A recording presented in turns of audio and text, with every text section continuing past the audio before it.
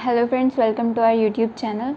Here we share taxation, legal and financial updates through our video. So watch the video till the end and आज हम बात करने वाले हैं old tax regime versus new tax regime.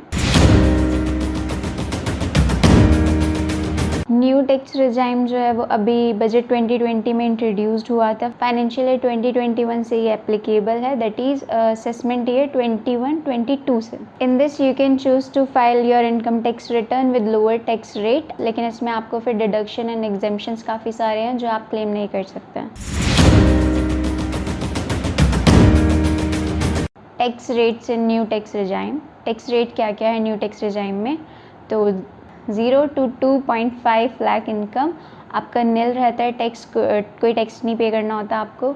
उसके बाद 2.5 to 5 it's 5%, 5 to 7.5 it's 10%, 7.5 to 10 it's 15, 10 to 12.5 it's 20, 12.5 to 15 it's 25 and above 15 it's 30%.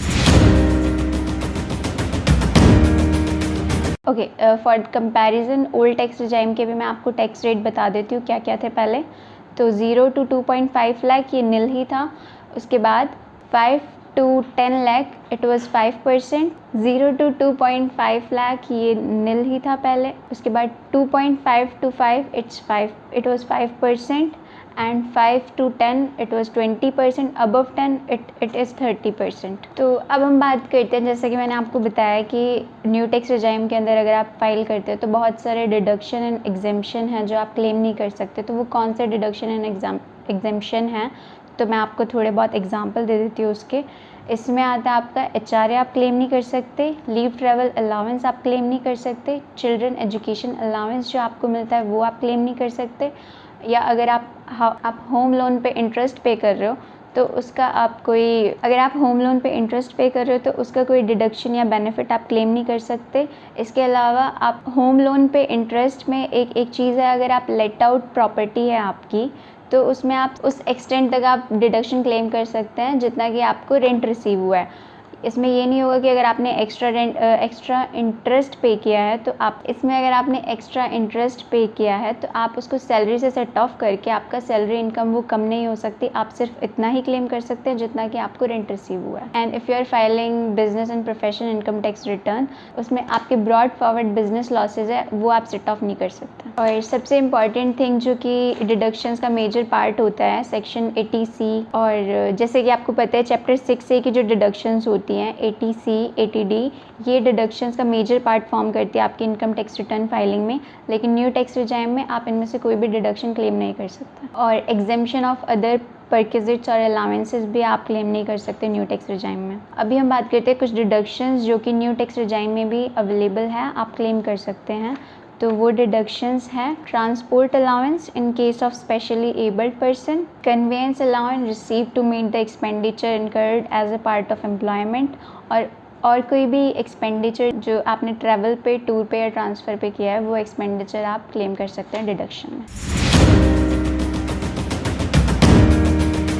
अब हम बात करते हैं अगर आपको न्यू टैक्स रिजाइम चूज़ करना है फाइल करने के लिए फाइनेंशियल ईयर 2021 में, तो आपको क्या करना है और उसके क्या क्या उसके एस्पेक्ट हैं. सो हम दो एस्पेक्ट में इसको डिस्कस करते हैं to clarify. First is for salaried person. If you are salaried person तो आप स्टार्टिंग ऑफ द ईयर अपने एम्प्लॉयर को डिक्लेयर कर सकते हैं कि आप जो है न्यू टैक्स रिजाइम से फाइल करेंगे.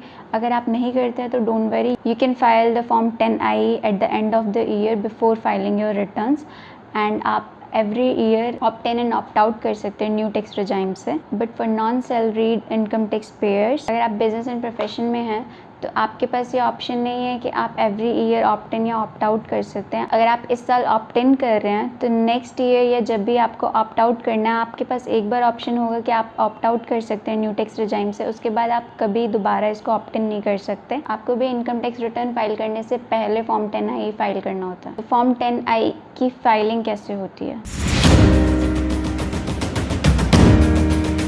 जैसा कि अभी हमने बात करी कि अगर आपको न्यू टैक्स रिजाइम ऑप्ट इन करना है तो आपको फॉर्म 10IE फाइल करना होता है. अभी हमने बात करी कि आप इनकम टैक्स रिटर्न फाइल करने से पहले फॉर्म 10IE फाइल कर सकते हैं।